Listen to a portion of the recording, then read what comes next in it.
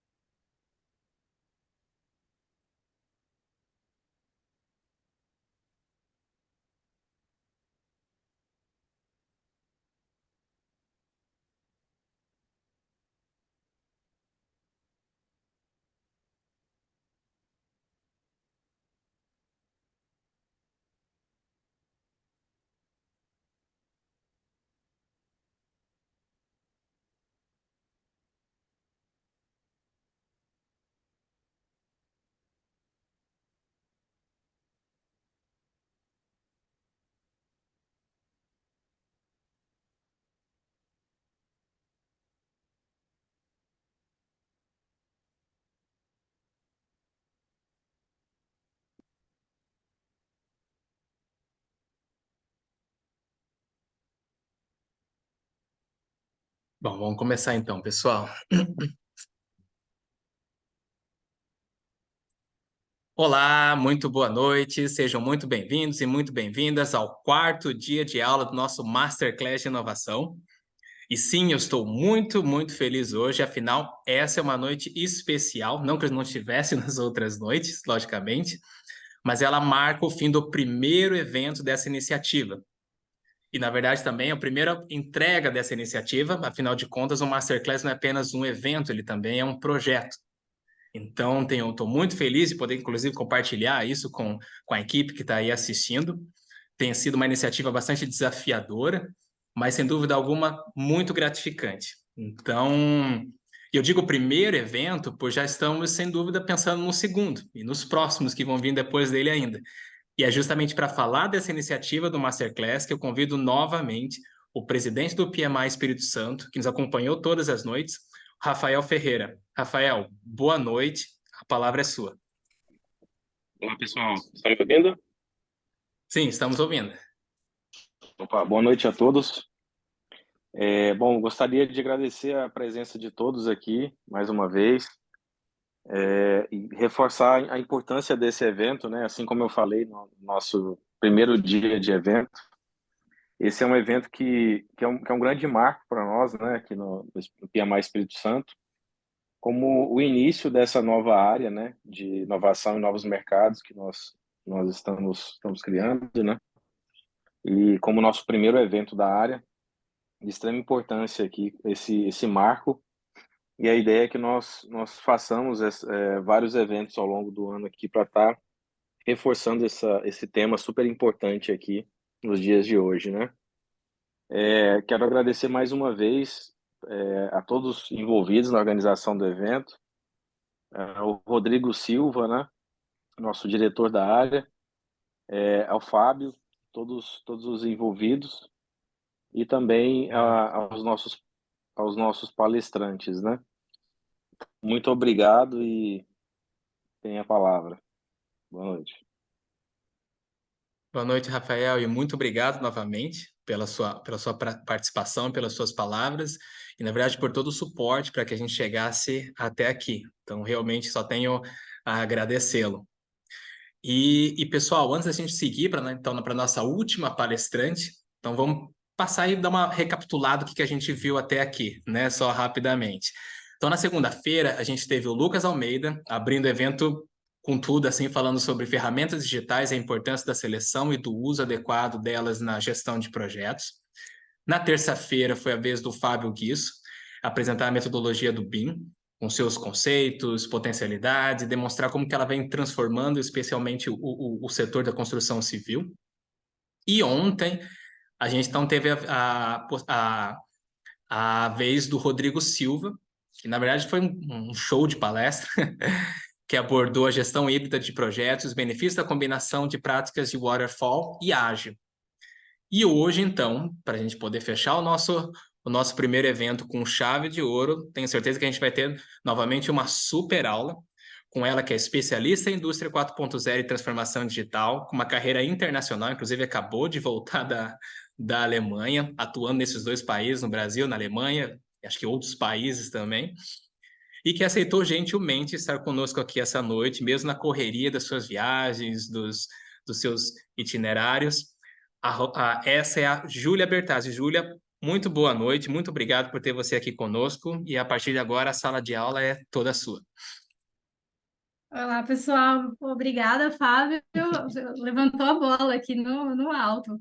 Muito obrigada. Bem, gente, é um prazer estar aqui com vocês hoje. O pessoal aí, os antecessores, eles falaram muitas ferramentas incríveis aí. Infelizmente, eu não pude estar em todas, mas eu tô louca aí para assistir. Pelo jeito, está muito bom. Então, hoje a gente vai falar um pouco mais sobre a questão da indústria 4.0 e da transformação digital.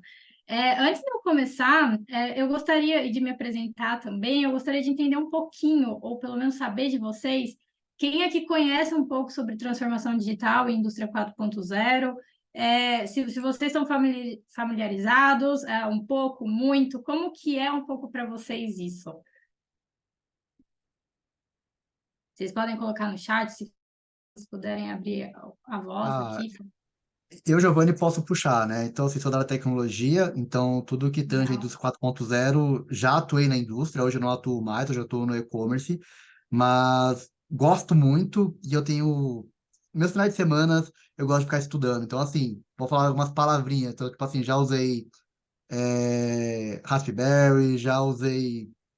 Estou usando agora, por exemplo, impressão 3D, então, assim, tem alguns conceitos que são levados para indústrias que eu gosto de fazer brincadeiras em casas. Então, por exemplo, o termo IoT aqui em casa é cheio de integrações, assim. É isso. Bom, muito legal. Obrigada, Giovanni. Mais alguém?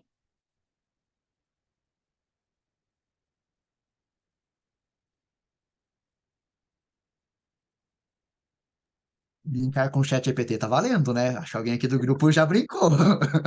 A gente estava falando sobre isso direto, viu? Não tem como Uhum, mais trabalhar sem ele, eu acho, na verdade. exatamente. É uma aba fixa aqui já do navegador já. Abriu o navegador, já abre a aba do chat GPT. É verdade, concordo. Acho que sempre a pergunta que fica quando fala em indústria 4.0 é que a gente pensa, talvez, tudo é voltado para digitalização, né? Seria exatamente essa o contexto ou não? Tem um por trás ainda dentro até você ter um segmento que a gente chamaria de uma indústria 4.0. Quando a gente fala em digitalização, tem muito a ver aí a transformação digital, né? A gente precisa entender bem o termo, porque hoje em dia é muito comercial alguns conceitos, então a gente precisa tomar um certo cuidado, mas aí a gente vai falar um pouquinho hoje, então fiquem à vontade para me interromper ao longo da apresentação, tá, pessoal? Espero que vocês gostem. Fábio, você confirma para mim, por gentileza, se está compartilhando?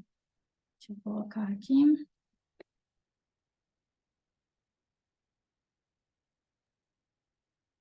Compartilhou, estou visualizando aqui. Certo? Então, tá bom. Bem, gente, então, hoje a gente vai falar sobre a gestão de projetos na era digital, principalmente aí focado na questão da indústria 4.0 e transformação digital, um pouco mais voltado para a questão industrial. Vocês vão conseguir fazer algumas correlações com outras áreas, então aí um e-commerce ou a área de serviço sempre tem correlação, porque está tudo muito interligado, mas vai ser um foco aqui um pouco sobre isso e também eu vou mostrar alguns exemplos de projetos voltados a isso, tá bom? Algumas aplicações de ferramentas e tudo mais que os meus colegas já apresentaram nos outros dias. Então, só para vocês me conhecerem um pouquinho, eu sou a Júlia, eu sou engenheira e mestra de produção, fiz aí, quando eu estava lá na graduação, que eu me interessei muito por indústria 4.0, ainda estava no começo, então eu fui para a Alemanha, acabei trabalhando com o pessoal lá e me apaixonei pelo assunto. Falei, gente, tem muita oportunidade, tem muita coisa para a gente trabalhar. E quando eu voltei para o Brasil, eu vi que ainda o assunto estava um pouquinho cru, e eu falei, pô, eu quero me especializar um pouco mais, eu quero entender sobre o que se trata, porque eu fui numa feira e tinham alguns exemplos lá de indústria 4.0, que na verdade eram mais automação do que a indústria 4.0 em si, e foi quando despertou, eu falei, caramba, eu quero estudar um pouco mais sobre isso. E foi quando eu comecei meu mestrado, fiz um projeto junto com a Bosch de um demonstrador de indústria 4.0, que eu fui a gestora desse projeto, então toda a parte de planejamento, a construção, concepção e acompanhamento. Então, eu não era especialista, né, na parte técnica, de automação, de elétrica e afins, mas eu conhecia todos os conceitos gerais. Então, isso me ajudou muito a organizar e a gerenciar esse projeto junto com a equipe da empresa. Então, hoje eu trabalho na VDI, sou gerente de projetos lá. A VDI é uma associação de engenheiros Brasil e Alemanha, por isso que eu tenho esse contato ainda com a Alemanha tão grande. Como associação, nosso principal objetivo aí é fomentar e criar um networking entre os engenheiros e os entusiastas pela engenharia, entre os dois países e aqui no Brasil também. Então, a gente trabalha com universidades de engenharia, com indústrias ou empresas que tenham interesse nesse assunto. A gente fala de indústria 4.0, de diversidade na engenharia, seja para mulheres, seja para o pessoal sênior.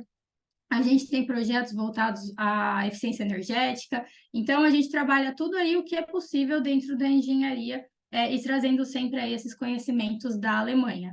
Por isso, vocês vão perceber aqui na minha apresentação que grande parte da base do que eu trago é alemã.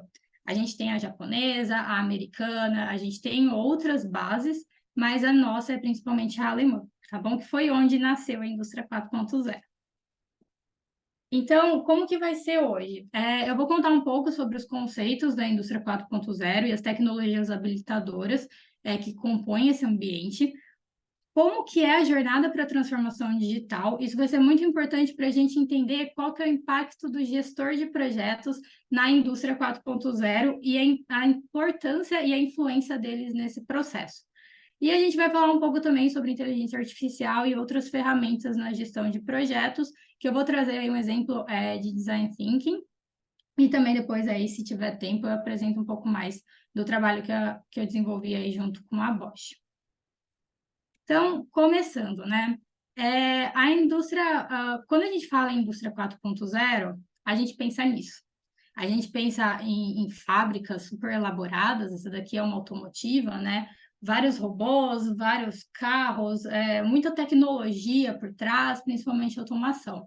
E aí eu pergunto para vocês, se quando vocês olham para essa imagem, isso é indústria 4.0? Isso é necessariamente indústria 4.0? E aí eu gostaria, por favor, que alguém aí, se puder compartilhar, se sim para vocês isso é indústria 4.0, por quê ou por que não?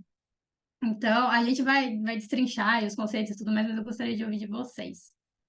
Então, no sentido de, pô, isso daqui está digitalizado, isso daqui está super tecnológico. Quando a gente fala de indústria 4.0, é conexão entre o mundo virtual e o real. Aqui é isso. Né? Júlia, eu entendo a indústria 4.0 como mais tecnologia e menos pessoas. É o que eu vejo nessa foto, na verdade, né? Muito bom. Eu vejo que, em parte, talvez teria indústria 4.0, porque eu tenho uma certa inteligência trabalhando nessa figura, mas, assim, ficaria que tem um pedacinho, ficaria com isso. Obrigada, Giovanni. Alguém mais? O Bernardo compartilhou ali no chat, Júlia, falando, ó, ele entende que sim, tem processo autônomo, muita tecnologia e otimização de tempo. Então, nesse contexto, ele acredita que sim. Legal. Então tá bom, a gente vai retomar algo parecido daqui a pouco.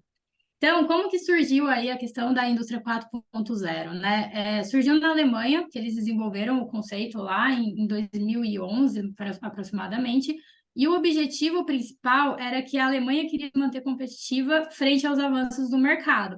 A gente tinha a China se avançando muito, todos os outros mercados, e pô, como que a Alemanha vai manter essa competitividade, principalmente industrial, que eles eram tão fortes na engenharia. E aí surgiu a indústria 4.0.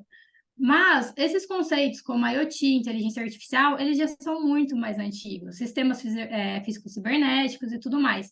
Então, é como se a gente juntasse tudo isso e criasse um conceito ou um modelo de negócios que a Alemanha consegue aí se manter competitiva em suas indústrias e consegue exportar essa tecnologia e essas teorias, esses conceitos, tudo mais, para fora. Então, aí ela consegue se manter líder ainda. E como que eles identificaram que precisava dessa disrupção? Os sistemas Fabris, principalmente, eles eram muito inflexíveis, então você tinha lá, né, a gente pensa no sistema de Ford, então os carros todos iguais, sempre pretos, sendo produzidos, é claro que isso é muito mais antigo, mas os sistemas eram muito inflexíveis. Hoje, as pessoas elas querem produtos customizados, produtos diferentes, do jeito que você tem interesse, para você. E esses sistemas anteriores não tinham essa possibilidade. Os dados e as informações, eles eram em silos, então a gente fala aí a indústria com papel, as informações das máquinas, etc., todas elas controladas com papel, que se perdia as versões e tudo mais. E aí, como gestores de projetos, a gente sabe que a gestão da informação é essencial, não só para a gestão de projetos, mas para as indústrias também, e não havia conectividade. Então, nada se conversava, os sistemas não se conversavam, as pessoas tinham informações desatualizadas muitas vezes.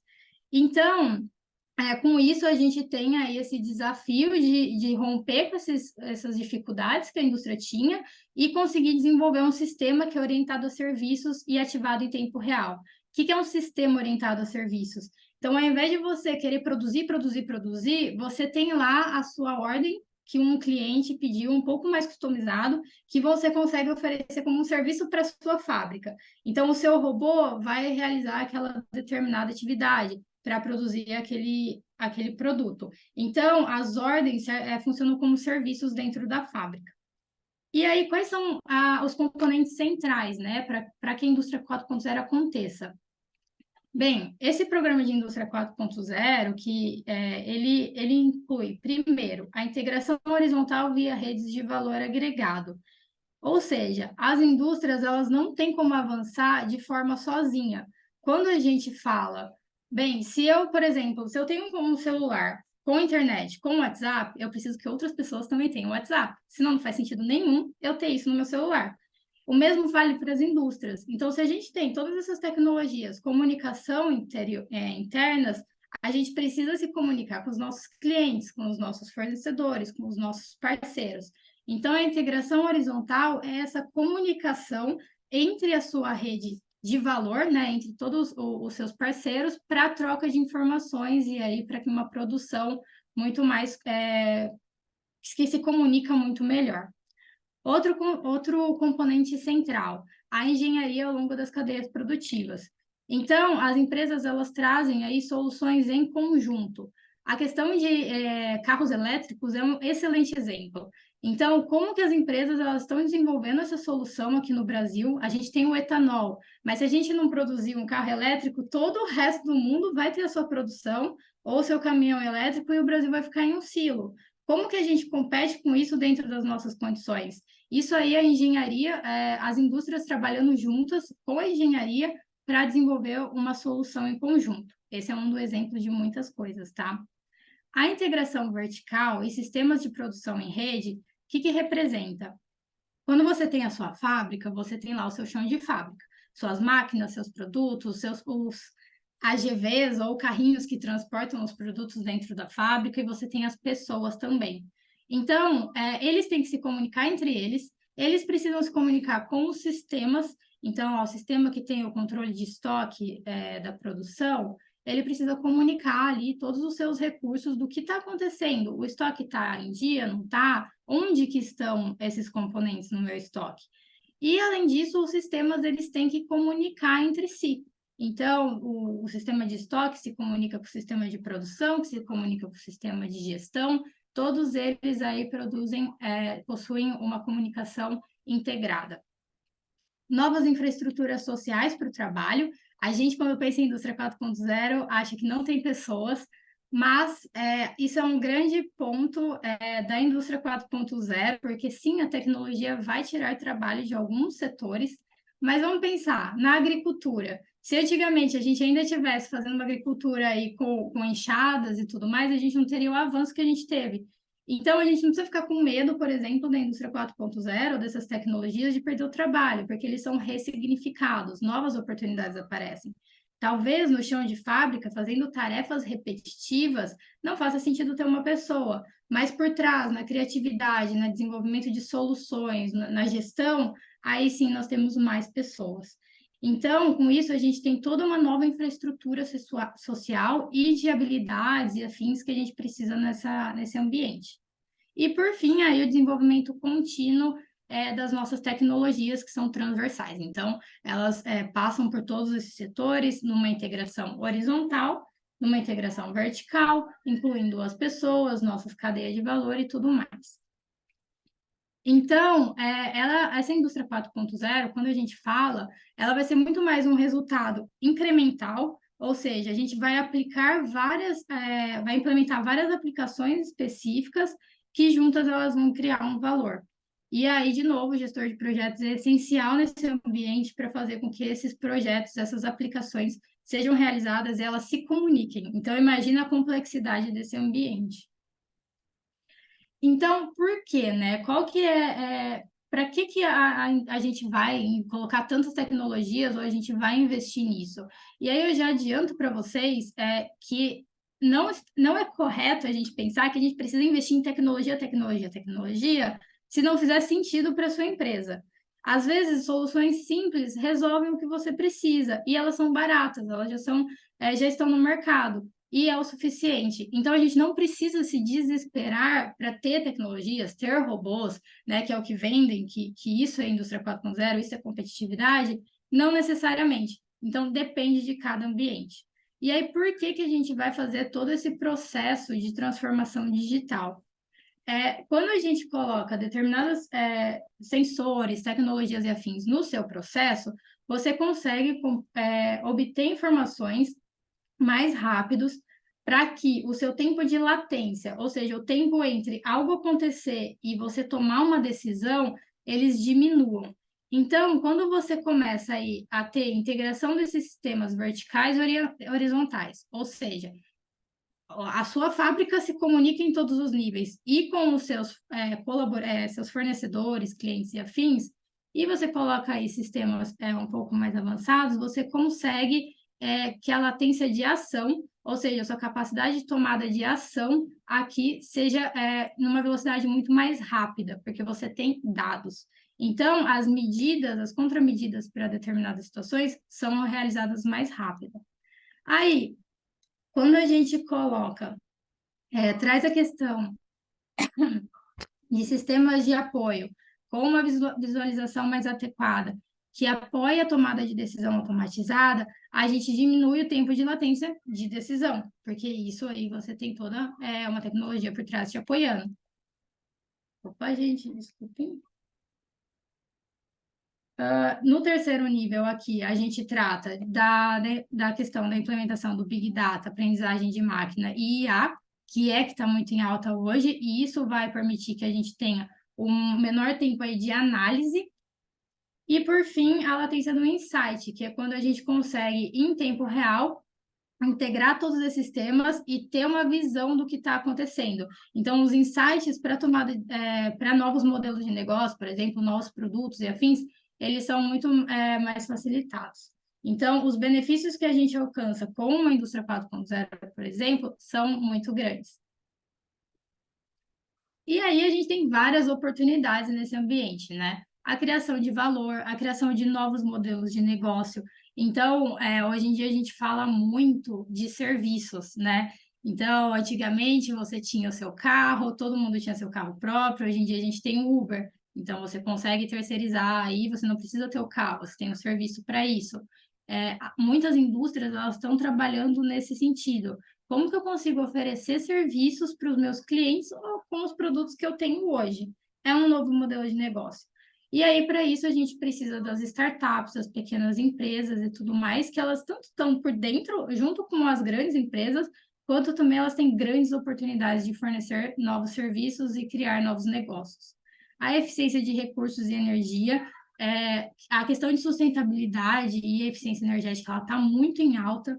Recomendo muito aí, quem tem interesse em ESG e afins, procurem a respeito, porque é uma das tendências que vem vindo com muita força. Então, com a Indústria 4.0, a gente consegue fazer isso. Sistemas de assistência e inteligência, então, ao invés da gente focar em atividades manuais, a gente foca em atividades criativas e que agregam valor. Então, as pessoas, elas são usadas com muito mais eficiência a partir de agora para pensar e não fazer tarefas repetitivas. E a gente também tem uma organização de trabalho mais flexível. Isso fornece para a gente melhor qualidade de vida, equilíbrio na vida pessoal. Quem sabe aí no Brasil chegue esse período de 4 dias de trabalho. Talvez seja uma utopia, né? Mas vai que em algum momento a gente ganha isso também. Então, contudo, a gente consegue fornecer essas oportunidades para as pessoas também. Mas a gente tem desafios, né? A infraestrutura nacional de internet, que é uma das bases aí que permite que a indústria 4.0 aconteça, ainda é muito deficiente em várias regiões do Brasil, então a comunicação, muitas vezes mesmo o Wi-Fi, né, falha em momentos que não deveria ter falhado, mas por algum motivo acontece. Então a gente tem vários desafios aí. A força de trabalho, então a gente precisa desenvolver os trabalhadores com essas habilidades em programação, na automação, na elétrica e afins. Então, programação, a questão de linguagens e tudo mais, é um grande tchan para todas as áreas. Eu recomendo muito que a gente tenha, né, algum conhecimento nessa questão, porque em breve aí dizem que daqui a pouco a gente vai ser, que a gente não vai, quem não tem conhecimento nesse quesito aí, é como se ele não soubesse ler, certo? Então, é bem importante a gente ficar atento nessa questão. E a necessidade de novas políticas públicas aí para fomentar e apoiar a questão da indústria 4.0. E Júlia, aí, oi, claro, eu rapidinho, antes de avançar, só para não perder a meada, tá? claro. Naquele slide onde você mostrava um gráfico, e você estava explicando, eu tenho mais uma pergunta como curiosidade, tá? Esse daí mesmo. É uma pergunta mais com curiosidade. Conforme você está falando, eu estou resgatando aqui na memória vários conceitos da indústria 4.0. E se eu não estou entendendo errado, um dos fundamentos para a indústria 4.0 é o uso do dado. Então, ou seja, eu coleto o dado, e aí eu tomo a decisão sobre o dado. Só que essa decisão sobre a tomada de dado, ela tem que ser de uma forma automática, né? Tipo, inicialmente começa com alguém monitorando e depois a própria máquina tem a capacidade de tomar essa decisão. A minha pergunta, como curiosidade, é: nos projetos que você já tocou, você já fez bastante uso de machine learning? Tá, ainda não, né? Quando eu comecei a desenvolver o projeto, ele estava principalmente na parte de ideação e desenvolvimento do roadmap. Mas Sim, a questão de machine learning, a gente vai falar um pouco mais sobre as etapas de maturidade da indústria 4.0. Mas machine learning, inteligência artificial e afins, essas tecnologias mais complexas, elas ainda estão engatinhando, na sim, indústria. Porque quando a gente traz super entendo. tecnologias muito novas, a gente precisa fazer provas de conceito, porque a gente não pode Aham, arriscar perder qualidade ou ter algum problema no nosso produto. Então, legal. muitas soluções que eu acompanho, assim, Uhum, nos nossos uhum, grupos, são provas uhum. de conceito, principalmente, mas Tá, já tem alguma sim. coisa. Tá, antes de avançar, só uma colocação para ver se estou certo. Eu entendo que realmente é uma evolução tudo isso que a gente está comentando aqui. Mas só uma pergunta. Porque, igual eu falo, quando eu falo da automação 4.0, eu entendo que eu tenho várias tecnologias e eu tenho que juntar todas elas. Então, se eu falar de machine learning e IA, ela está contemplada dentro do conceito de indústria 4.0?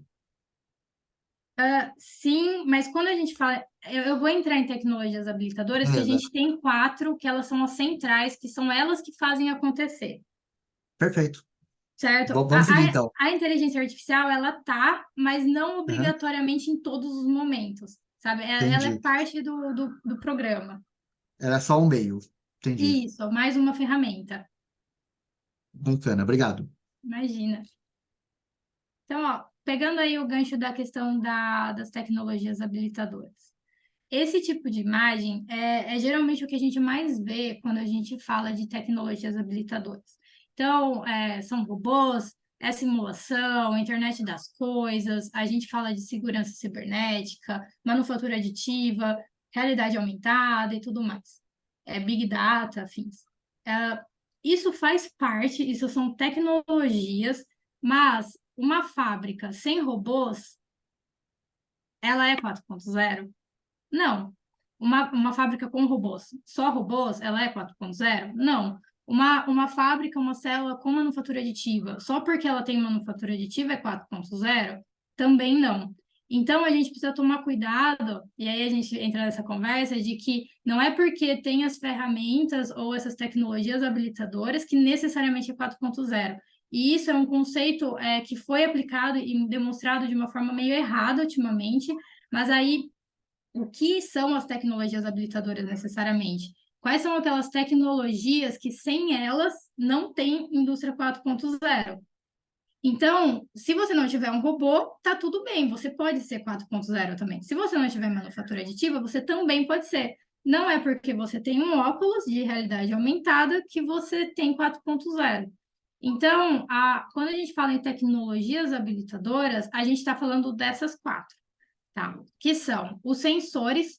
Então, os sensores, eles são aqueles equipamentos que vão nas máquinas ou afim, que vão obter dados da vida real, né? É eles que vão permitir que a gente saiba o que está acontecendo no mundo real.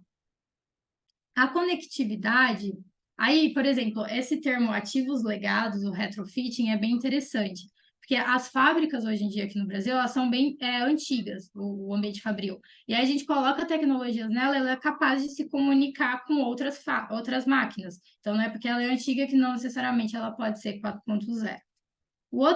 A outra tecnologia é a conectividade. Então, é a coleta e transferência de informações, é essa questão da troca de dados em tempo real. Então, é obrigatoriedade para que seja indústria 4.0 que haja uma troca de dados em tempo real entre o mundo real e o mundo virtual, tá? E aí, para isso tudo, a gente precisa de uma infraestrutura de rede que seja robusta, que permita essa comunicação. A outra tecnologia é a análise de dados. Ela também estava lá no outro gráfico e ela aparece aqui de novo. Então, a gente envolve aí a questão do Big Data, com essa quantidade massiva de dados, e aí a gente usa ferramentas como a inteligência artificial, machine learning, Big Data, Deep Learning, enfim, depende em que momento e para que você precisa dela. Aí você precisa avaliar. É tipo as ferramentas de gestão de projetos. Em que momento você precisa dela e para quê? Entra aqui também nessas tecnologias. E aí, com isso, a gente consegue aí, analisar os dados e apoiar na tomada de decisão. E, por fim, a saída de informações IHM é interface homem-máquina. Então, por exemplo, dashboards, aquelas telas com um monte de informações e tudo mais, são as interfaces homem-máquina. Ou então, óculos de realidade virtual, realidade aumentada, luvas inteligentes e tudo mais, todas essas tecnologias que a gente usa também são formas da gente se comunicar com o ambiente. Então, toda essa tecnologia e tudo mais, ela precisa se comunicar com as pessoas para que elas tomem decisão e para que elas controlem esse ambiente. Então, essas são as tecnologias habilitadoras, e aí um robô pode estar lá dentro do seu sistema, mas precisa ser composto por tudo isso. Um robô que não se comunica, ele não necessariamente é inteligente. Aí eu vou passar para vocês esse vídeo para vocês conhecerem um pouquinho. Não necessariamente ele é uma indústria 4.0, mas o que eu quero destacar aqui é que, olha que ambiente relativamente simples, certo? Não necessariamente precisaria ter todas essas esteiras, poderia ser algo ainda mais manual. Mas olha as tecnologias aqui se comunicando com as pessoas para facilitar o trabalho delas. Então, a gente tem displayers, né, que falam para essa pessoa em qual caixa e qual quantidade de itens que ela tem que colocar em cada caixa. Provavelmente, quando ela foi começar o processo de separação desses produtos, ela já deu um tag aqui, por exemplo, ela leu um leitor de QR Code, ou barcode, no caso, a caixa dela, identificou qual que é o produto que tem ali dentro, e aí o sistema vai conversar com ela para falar, olha, desse produto você coloca 3 aqui, 2 ali, 1 aqui. e quando está finalizado, o próprio sistema mostra para ela, esse produto está fechado, pode liberar. Então, temos aqui tecnologias, temos os sensores que se comunicam com ela, nós temos as interfaces homem-máquina e a saída de informação que mostra para ela o que ela deve fazer. Temos também a conectividade, não sei se necessariamente, né, a gente não tem como saber aqui como que é toda essa infraestrutura, mas tem uma comunicação em tempo real ali para ela. Então, e a análise de dados, nesse caso, a gente não tem uma tela ou alguma coisa assim mostrando. Mas aqui, por exemplo, a gente tem os dashboards, vamos assim dizer, pode ser mais elaborado, que fala quantos produtos, quantas ordens a gente tem que processar e quantas já foram processadas. Então, eles têm análise de dados e está ali conversando com o pessoal. E vejamos, são produtos simples, é um ambiente simples, não é super tecnológico, e ele pode sim ter as tecnologias, ele pode sim ser indústria 4.0. Mas aí a empresa precisa avaliar se faz sentido para ela aquilo. Tá? Giovanni, tem algum ponto? Fez sentido para você? Total. Obrigado. Não, tá ótimo, então. Então aí eu pergunto, né, para vocês de novo se isso é indústria 4.0. E aí, Lô, algo interessante, né? As pessoas estão aqui ainda. Então, quando a gente pensa em transformação digital, não é uma guerra para tirar os empregos. Como que a tecnologia pode ajudar a gente aqui, né?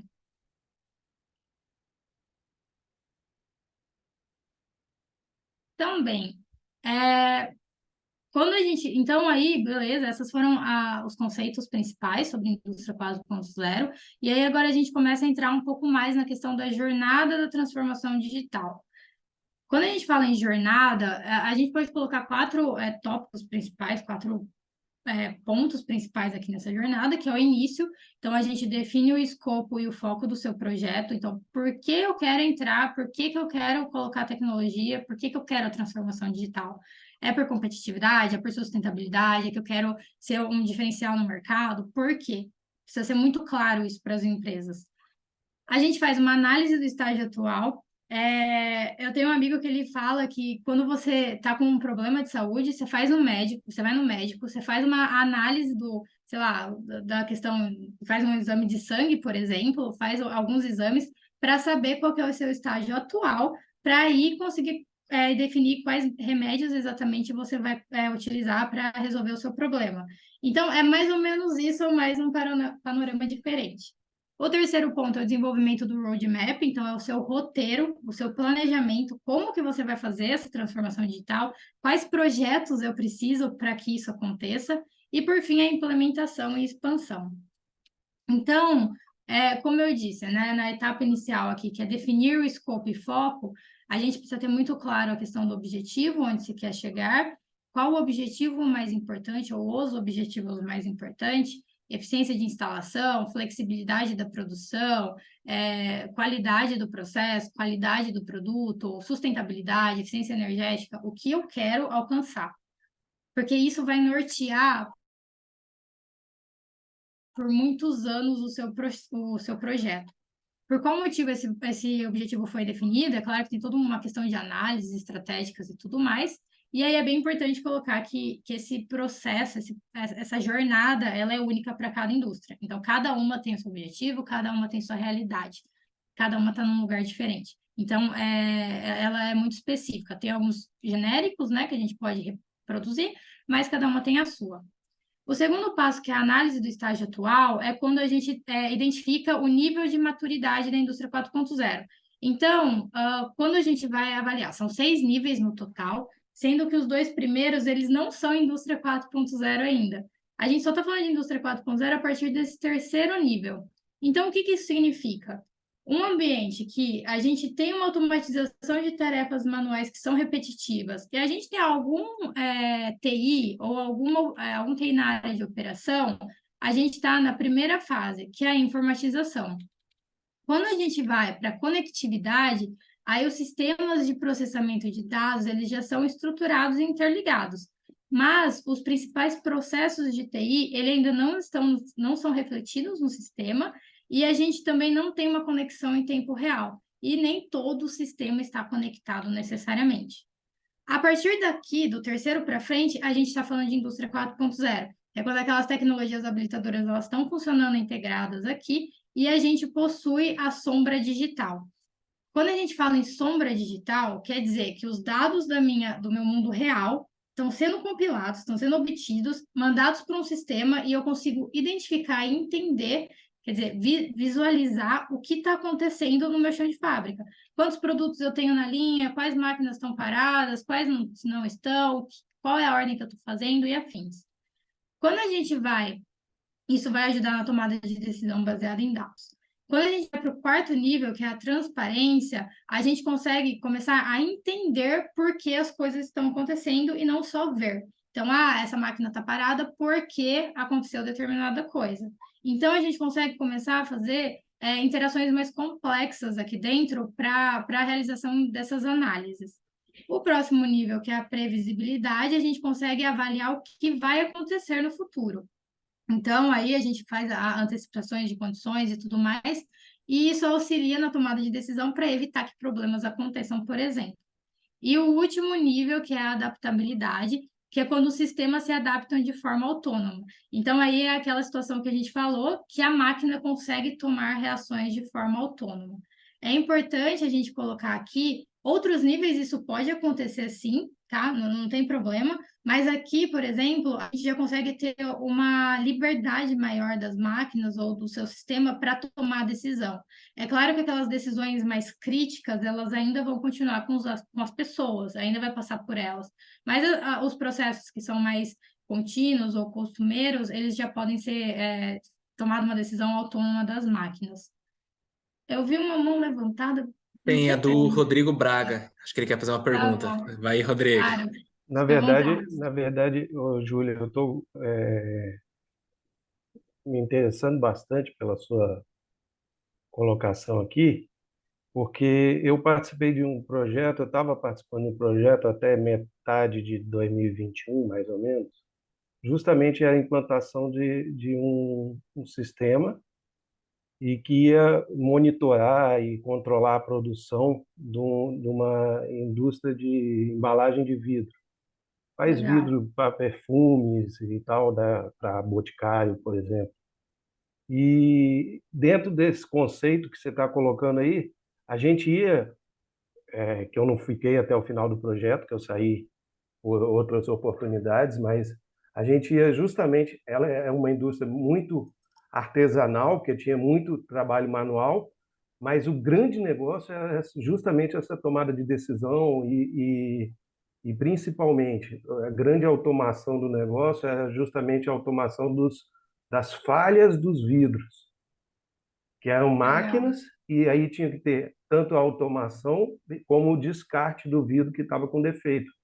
E era uma coisa feita visualmente e ia passar a ser feito via sistema, sendo que ele pegava um banco de dados que ele tinha de todas as falhas possíveis dos vidros e colocava na máquina, né? Lógico. E aí a máquina rejeitava o vidro que fosse com defeito. Legal. E o grande negócio do vidro é que mesmo quando ela rejeita, não tem problema nenhum, que ela volta a ser um insumo, né? Ele é um insumo, que o vidro ele também usa caco de vidro na composição da matéria-prima dele. Então ele não tem muita perda, mas para você ter ideia, eles não tinham noção de quantos vidros eram produzidos assim por hora, por mês. Eles tinham mais ou menos uma estimativa. Depois com as embalagens fechadas, mas em produção em si eles não tinham muita noção, não tinham como saber quantas estavam produzindo por hora. E era um dos objetivos dessa implantação desse sistema. Aí tinha toda a parte de rede tinha que ser melhorada dentro da indústria, toda a parte, o sistema em si, que era um software que era comprado de fora, e mais toda a parte de cabeamento estruturado e tudo dentro da, da indústria, que ia trazer essas informações para as tomadas de decisões gerenciais. Eu achei muito legal e estava bem interessante o projeto. Quer dizer, já deve ter até finalizado, né, pelo tempo. Sim, é extremamente importante você saber tudo isso, porque você consegue tomar ação. Onde que está esse problema? Por que que está dando problema, né? Ou falha, erro. E aí você consegue agir em cima daquilo. Então, muito legal. Obrigada, Rodrigo. Bem, então, esses são os estágios, né, de maturidade. E aí, o que acontece? A gente vai na empresa ou a gente vai lá na fábrica e a gente vai avaliar esses níveis de maturidade sobre 4 forças estruturantes que a gente chama, sobre 4 perspectivas principais, que são os recursos, os sistemas de informação, a cultura e a estrutura organizacional. Cada um desses tópicos, ele tem como se fosse duas características centrais e aí, com base neles, vai dar uma nota do grau de maturidade de cada um deles para sua empresa. Então, quando a gente fala de recursos, a gente está falando da colaboração do homem-máquina, a gente está falando de interfaces de comunicação, os sensores que estão aplicados na sua fábrica, como que é esse processamento de informação e a identificação de insumos. Mas também a gente também está falando de pessoas aqui, tá?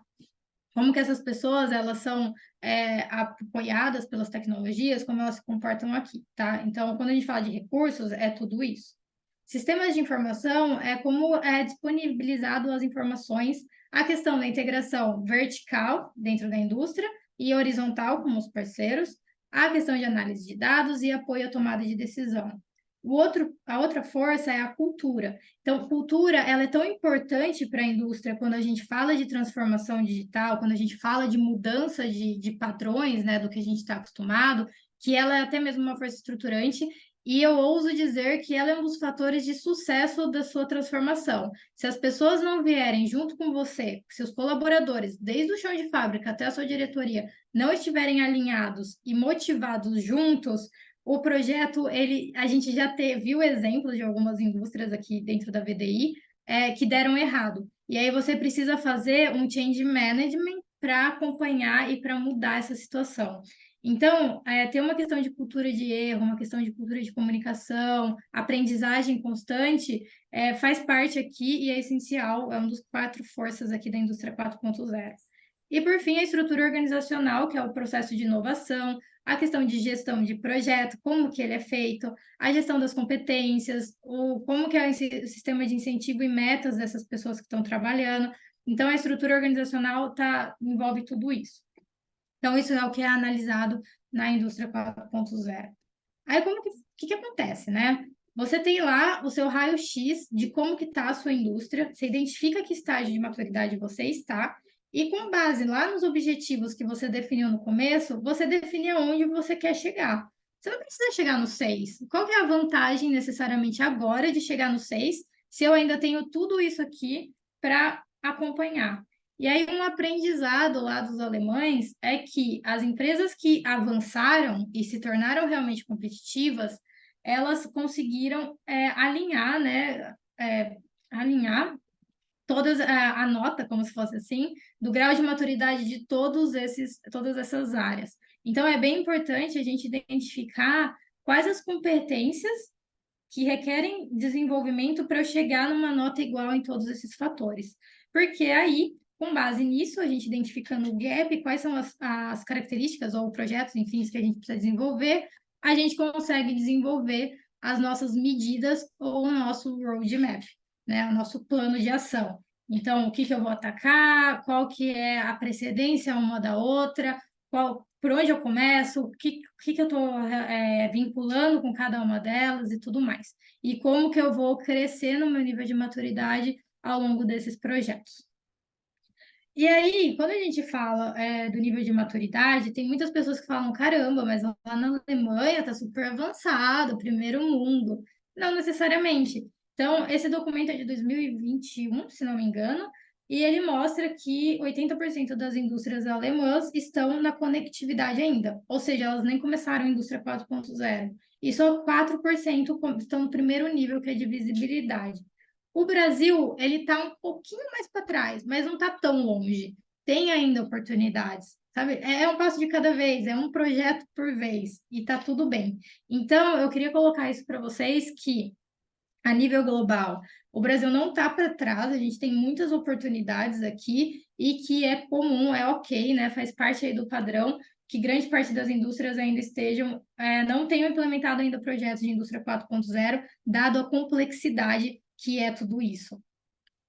E aí a gente vem com a implementação, né? A questão do ganho de escala, a gestão de toda essa transformação digital, os testes, as provas de conceito e tudo mais. Então, a gente tem que avaliar os valores. É muito difícil a gente avaliar retorno de investimento em projetos que a gente não tem conhecimento ainda, que a gente não sabe realmente qual é o impacto. Então, muitas empresas estão aprendendo como que funcionam essas tecnologias para depois aplicar em uma fábrica, em vários processos e afins. Tem aí toda a questão de suporte a treinamentos de implementação, configuração da organização e, é claro, um planejamento detalhado da execução, da gestão do programa, da transformação, o acompanhamento, os recursos e tudo mais. Então, por isso, a gestão de projetos na indústria 4.0 é essencial e ela tem vários desafios aqui que a gente tem que suprir ao longo desse processo. Gente, eu vou continuando. Se tiverem alguma dúvida, podem, Fábio, eu peço para você me parar, tá? Pode deixar. Não, tá certo. Então, quando a gente fala aqui da gestão de projetos na indústria 4.0, a gente tem várias características, né, que a gente tem que considerar. A ênfase na interconectividade, ou seja, dessa comunicação de vários fatores e vários atores ao mesmo tempo, sistemas, máquinas, pessoas e empresas diferentes. A troca instantânea das informações e dados, que são em tempo real. Nós temos que explorar também todas essas tecnologias, então uma recomendação que eu faço para quem tem interesse nessa área é ter conhecimento, não precisa ser a fundo, mas, pô, para que serve? Quais são as vantagens? Quais são as desvantagens? Onde eu posso aplicar? Para que você, então, consiga aí mapear e criar soluções junto com uma equipe especialista. E com isso aí também, com tudo isso, a gente consegue otimizar a eficiência dos processos, melhorar a tomada de decisão e impulsionar a inovação nos nossos projetos. Então, a gestão de projetos ela vai requerer vários quesitos aqui dentro. Um deles é a integração dos sistemas, máquina-máquina, homem-máquina ou homem-homem, é o que significa essas siglas. A conexão entre esses diferentes dispositivos e atores. Os projetos agora eles são a gente tem que lidar com projetos extremamente complexos, porque envolve toda essa integração, tem que garantir a troca de informações e é necessário o alinhamento entre todos esses componentes. E aí um exemplo de aplicação aí que requer integração de sistemas é a implementação de um sistema de automação de produção. Então imagina quantos atores não tem envolvidos num projeto desses e a importância do gestor de projetos de garantir que tudo está ocorrendo da forma correta. Então, como que tudo isso vai acontecer? É a responsabilidade de um gestor de projetos. Aí, a gestão de projetos também requer automação e digitalização. Então, a gente aproveita desses dois para agilizar processos, eliminar tarefas manuais e minimizar erros. Com isso, a gente ganha eficiência e produtividade e tem projetos mais rápidos e precisos. Então, um exemplo é a implementação de um sistema de rastreamento e controle de estoque baseado em sensores IoT. Então, algo similar ao vídeo que a gente viu agora há pouco. Também requer flexibilidade e colaboração. Então, a questão de abordagens flexíveis, todas essas metodologias que existem, que meus colegas já falaram, qual o momento adequado que eu vou colocar e como? Vai ter um mix aqui, né? Cada momento vai pedir uma, para cada situação a gente vai ter que usar uma. Então, como que eu utilizo da melhor forma possível e eu consigo lidar com esses colaboradores tão diferentes, de diferentes áreas, multidisciplinares? A nossa comunicação com essas pessoas é essencial para lidar com esse ambiente que é dinâmico, é complexo e está sempre mudando. Então, a tecnologia de ontem é diferente da de hoje. E como que a gente vai lidar com isso, né? E o medo das pessoas, enfim. Então, o gestor de projetos tem uma responsabilidade bem grande aqui. Aí, um exemplo que a gente pode falar de flexibilidade, colaboração e desenvolvimento de produto, que requer o uso de metodologias ágeis. Então, vai ter toda a colaboração entre as equipes dos diferentes setores. Outra característica é a análise de dados e tomada de decisão. Então, agora com todas essas tecnologias, a gente tem os dados lá que estão acontecendo em tempo real e a gente consegue ter insights para embasar a nossa tomada de decisão. A gente consegue ter uma definição de métricas a serem monitoradas muito mais assertivas. E é necessário e essencial que a gente seja capaz de interpretar os resultados para orientar o progresso do nosso projeto.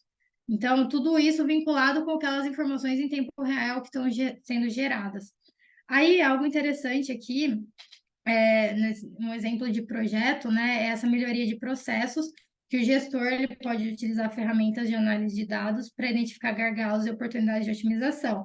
Mas não só numa fábrica, também na sua equipe. Então, pô, comparado aí, usando referências anteriores de como sua equipe se desenvolveu, quais foram os desafios em projetos anteriores similares àquele, como que isso pode impactar no projeto hoje? E aí, imagina dando insights para evitar que uma determinada atividade seja atrasada. Então, toda essa questão de aprendizagem, de análise de dados é importante aqui também, vai fazer um grande diferencial na competitividade e realização do projeto.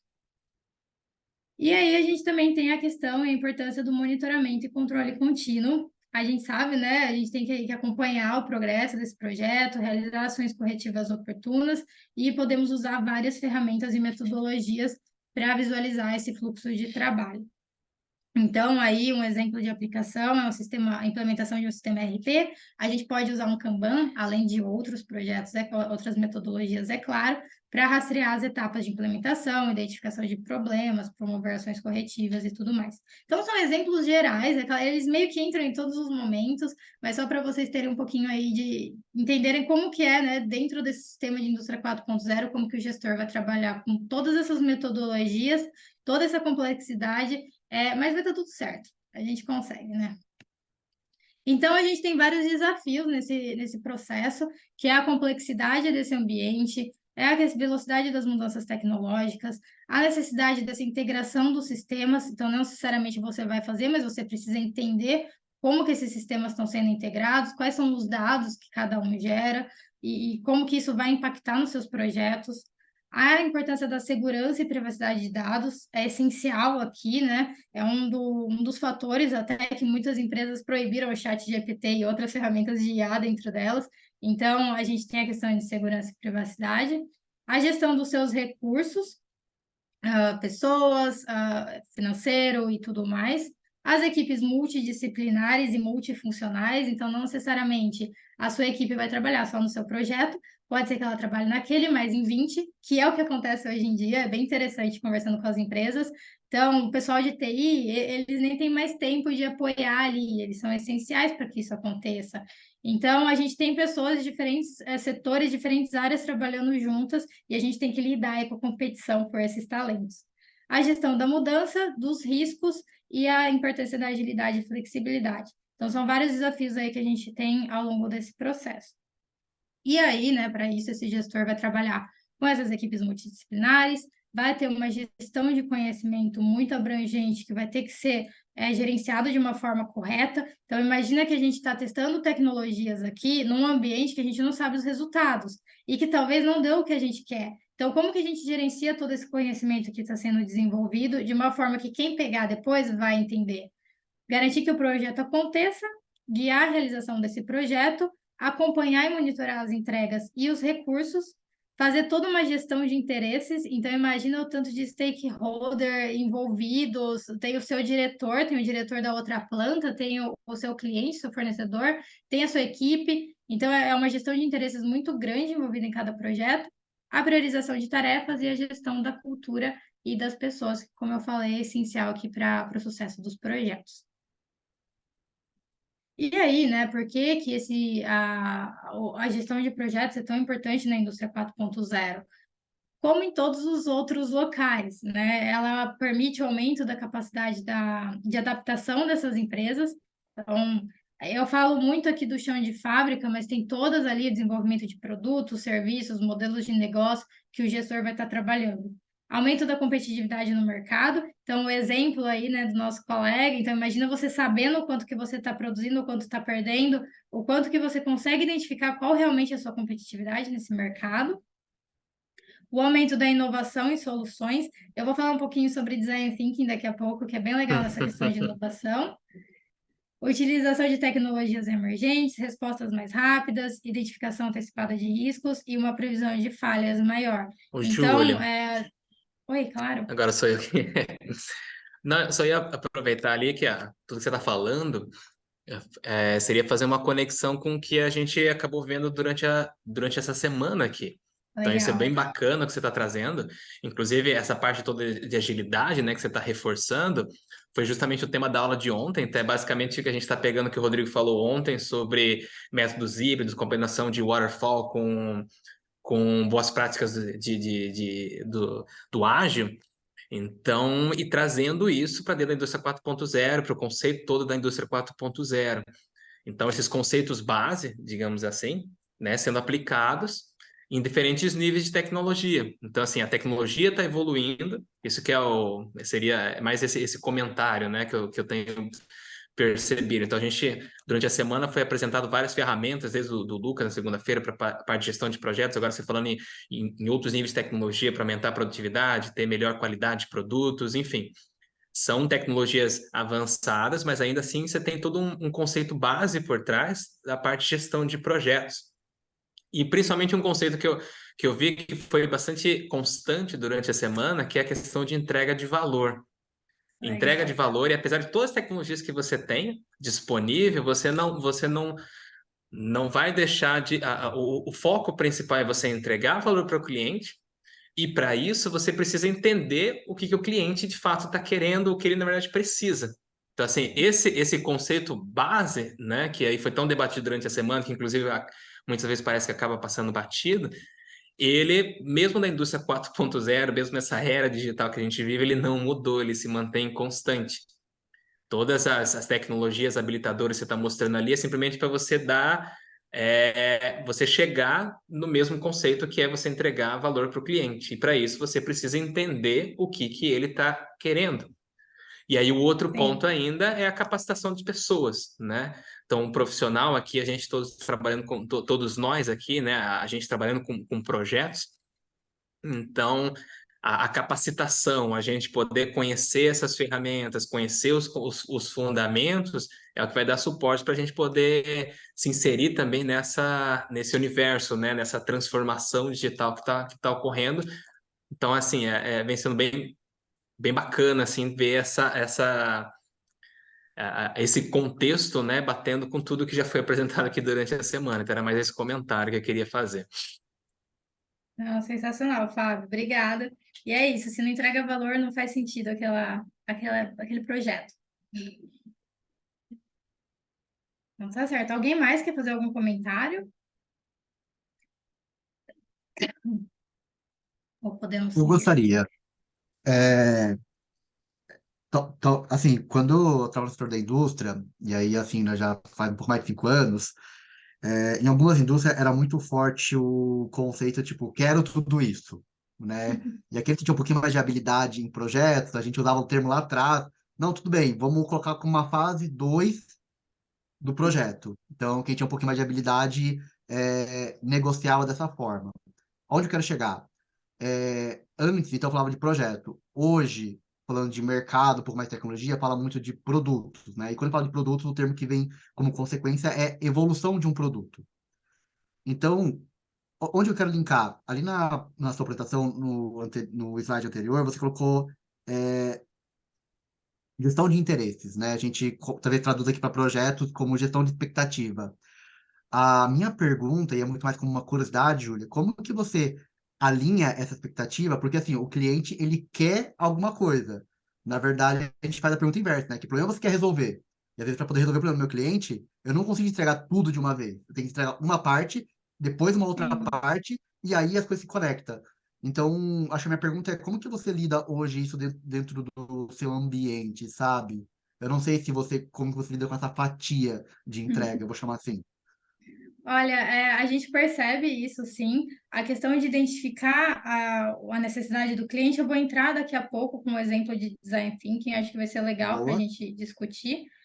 Mas em relação aos projetos, é até algumas dores que a gente percebe em algumas empresas, que a gente quer fazer tudo, tem 50 projetos paralelos rodando ao mesmo tempo, e o problema é, muitas vezes, alguns projetos que estão rodando em paralelo são iguais em setores diferentes e com soluções diferentes.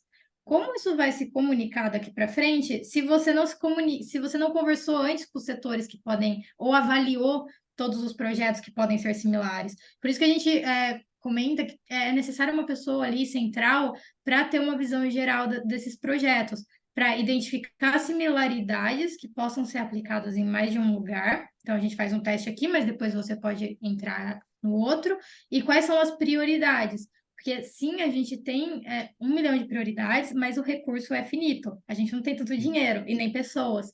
Então, é responsabilidade aí da pessoa que está como head desse Indústria 4.0, por exemplo, fazer essas definições. O que é realmente uma prioridade, pensando na estratégia corporativa. E aí, eu acho que esse é o grande diferencial. A estratégia é o que vai guiar. Então, esse é o seu norte. Quais projetos fazem mais sentido para eu alcançar esse norte e que eu tenho recursos? E aí, a partir daí, é a questão da priorização.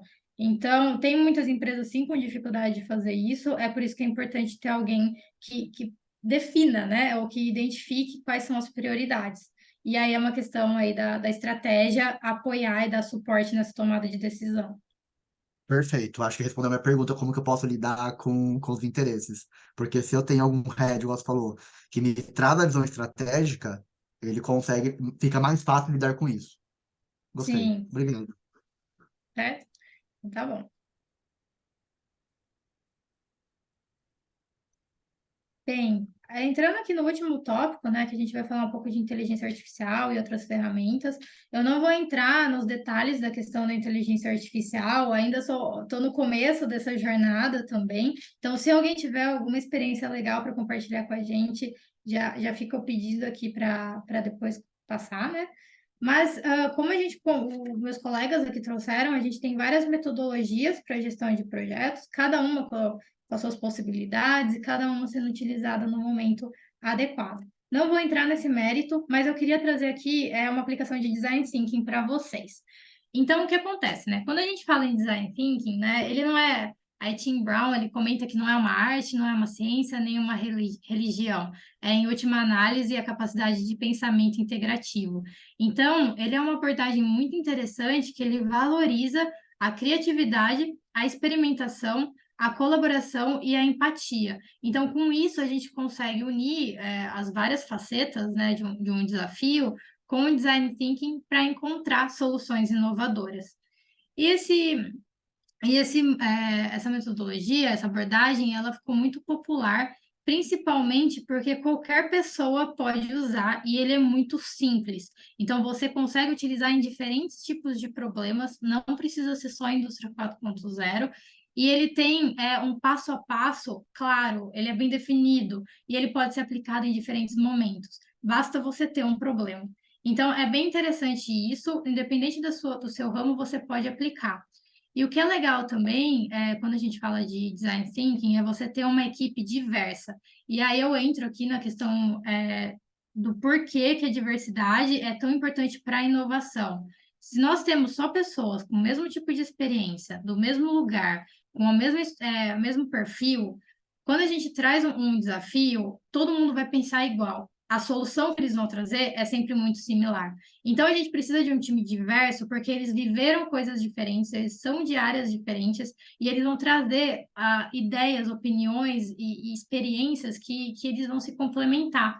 Então, a oportunidade de uma solução inovadora é exponencialmente maior quando a gente tem um time diverso. E aí, a gente usa muito o Design Thinking nesse projeto que chama Industry for Her. Convido todo mundo a conhecer, ele é bem legal. Ele é um ciclo de capacitação para mulheres em indústria 4.0. Então, durante esse ciclo, a gente usa o Design Thinking, que a gente tem o projeto integrador. Então, uma empresa tem uma dor real, que ela lança esse desafio e o pessoal desenvolve em equipes uma solução usando o Design Thinking. Então, a gente usa de base esse processo do duplo diamante. A gente começa aqui com a definição do problema geral, que é descobrir, é a fase da exploração. Então, a gente vai expandir a nossa compreensão a respeito do problema por meio aí de coletas, de dados, entrevistas e etc. E aí a gente precisa entender a dor não é do seu cliente, não é da empresa que chegou com aquela dor, é de quem sofre aquela dor. Então, por exemplo, se a gente precisa melhorar a questão da qualidade do nosso produto, a empresa tem essa dor. Mas quem está no dia a dia, que é o nosso usuário, é com eles que a gente vai conversar. E isso é essencial para a gente descobrir o que está acontecendo, porque eles têm uma visão do que está rolando naquele momento, por exemplo. O segundo ponto, né, quando a gente converge de volta, é a definição. Então, a gente coletou as informações e a próxima fase é delimitar qual que é o problema que tá acontecendo. Então, a gente define aí as causas raízes e encontrar o problema adequado, define o problema certo. É essencial aqui que a gente tenha o problema bem definido para que a solução faça sentido. Se a gente chegar num problema que não é o verdadeiro, e quando a gente conversa com os nossos clientes, eles são muito tendenciosos, eles já chegam com uma solução, achando que aquela é a melhor, mas eles estão tão enviesados na realidade deles, e isso acontece com muita frequência, que o design thinking é interessante por causa disso. Você tira essa pessoa enviesada, evita escutar o máximo possível da solução que ela quer trazer, e ouve quem está no dia a dia, ouve essa outra realidade. Então, é bem interessante porque a gente encontra realmente qual que é o problema que a gente vai ter que atacar aqui. E tem várias ferramentas que podem ser usadas, então são as personas, que a gente entende quem são as pessoas, os usuários que estão no dia a dia daquele desafio. Tem o mapeamento da jornada, que eu vou mostrar já já para vocês o que é. Tem os 5 porquês, enfim, são várias ferramentas. A partir de identificar exatamente qual que é o problema, a gente diverge de novo. Então, a gente vai desenvolver, ou seja, a gente vai explorar o máximo de soluções possíveis para aquele problema. Não tem ideia estúpida, vamos assim dizer. Toda ideia é bem-vinda porque ela pode dar insights que juntas elas podem chegar numa solução incrível. Então, esse é o momento de pensar fora da caixa, de ser criativo, de fazer pesquisas, de procurar e trazer essas ideias do time para identificar, então, qual que é o maior potencial na próxima entrega. Porque aí, tendo aqui, né, as suas ideias selecionadas, a gente vai avaliar qual que é a melhor e vai fazer uma entrega da melhor solução que o grupo, que a equipe definiu para apresentar para o seu cliente. E aí aqui a gente pode pensar em protótipos, e não precisa ser um protótipo mega desenvolvido. Pode ser uma cartolina, tá tudo bem, desde que você consiga ter esse feedback do seu cliente se ele vê sentido na solução que você está entregando. Então é muito importante aqui você sempre ter essa comunicação constante com o seu cliente e com os seus usuários, porque não deu certo porque se você erra aqui com um protótipo simples, você consegue recuperar rápido antes de chegar a implementar ou levar aquela solução para o mercado e que não faz sentido, ninguém precisa realmente daquilo. Então, essa é uma metodologia bem interessante para a gente descobrir qual realmente é a dor que o seu cliente tem em determinado tópico. Então, o exemplo que eu vou apresentar para vocês, ele é baseado aí no processo do Industry 4Her que a gente usa. Então, a gente tem ali uma entrevista com o ponto focal, que é o seu cliente da sua empresa, para descobrir e para entender qual que é a dor, qual que é o ambiente que ele está.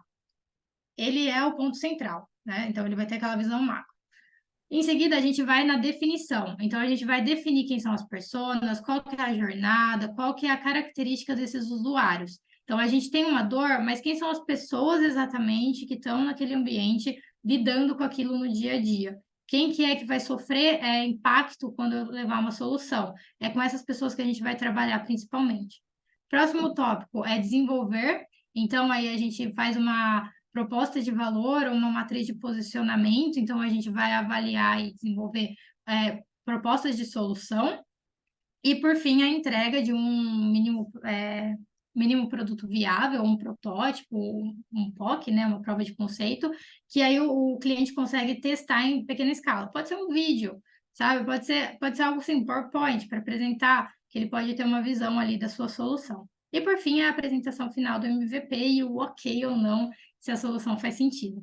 Então, eu tenho aqui um exemplo que o cliente ele trouxe que tinha uma baixa confiabilidade dos dados na rastreabilidade dos pallets no estoque. Então, havia divergência de informações entre o estoque e o sistema, gerando retrabalho no momento de movimentação do pallet dentro do armazém. Então, havia uma inconsistência entre entre o produto que você tem no seu estoque e o que o seu sistema apresenta. Então, além de que a localização dos seus produtos está incorreta. Então, é como se você fosse lá na estação X e o produto não está lá. Onde está esse produto? Então, isso, imagina o tanto de tempo que as pessoas não perdem, o tanto de produto que não se perde no meio ambiente, naquele estoque, e o retrabalho e tudo mais. Então, ele queria atacar isso. Para o processo que foi realizado, né? A equipe, ela foi identificar. Então, quem trouxe a dor, na verdade, era um gestor. Quem que são as pessoas que foram avaliadas? O analista de PCP, que é de Planejamento e Controle da Produção, o coordenador de logística e o auxiliar de estoque. O gestor não está aqui, porque ele não está no dia a dia. Não é ele quem vai fazer, vai lá buscar as peças. Não é ele quem está coordenando o estoque, as informações e tudo mais. São essas pessoas. Aí você analisa mais informações sobre eles. Eu não posso colocar todas as informações aqui, que são um pouco confidenciais, mas essa é a visão geral. E eles também fizeram aqui um blueprint do processo. Então, o blueprint a gente usa ele principalmente para a gente identificar quais são as etapas do seu serviço. Então, por onde começa, quem são os envolvidos, o que eles fazem, para a gente ter uma visão geral do que está acontecendo. Então, a gente entende a situação e quem está envolvido ali, e quais são as dores realmente que aquelas pessoas que vivem aquilo estão passando. Aí a gente vai para a próxima fase. Essa daqui é a matriz de solução. Então, a equipe aí fez uma vasta pesquisa, né, na internet e tudo mais, procurou benchmarkings, etc., que é quando você compara as melhores soluções de mercado para um problema, e chegaram a várias possibilidades de solução, desde tipo, vamos colocar um RFID, coloca um barcode, vamos fazer um sistema todo gamificado. Então, são ideias, todas elas são bem-vindas. E aí eles avaliaram qual que é a melhor solução para cada uma das pessoas, que são as pessoas impactadas, e tem toda também uma avaliação aí, questão financeira e afins, que você tem que considerar, é claro. E, por fim, eles definiram aqui que o RFID era a solução mais adequada e eles entraram com o desenvolvimento de uma solução.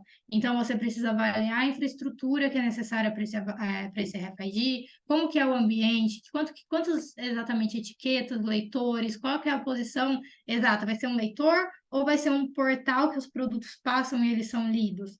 Quais são as melhores tecnologias para esse ambiente exatamente? Definiu o RFID, mas o que mais eu preciso para que isso aconteça? E elas também ali propuseram um plano de implementação. Então, por exemplo, a gente começa com a questão da definição do produto mínimo viável. Então, definiu ali as tecnologias, então você precisa da tag, você precisa do leitor e afins. Define a linha de produto que você vai aplicar o seu teste, né? E aí você também desenvolve a sua tecnologia de integração dos dados de todos esses ambientes, que é algo que tem uma complexidade, principalmente quando é no início.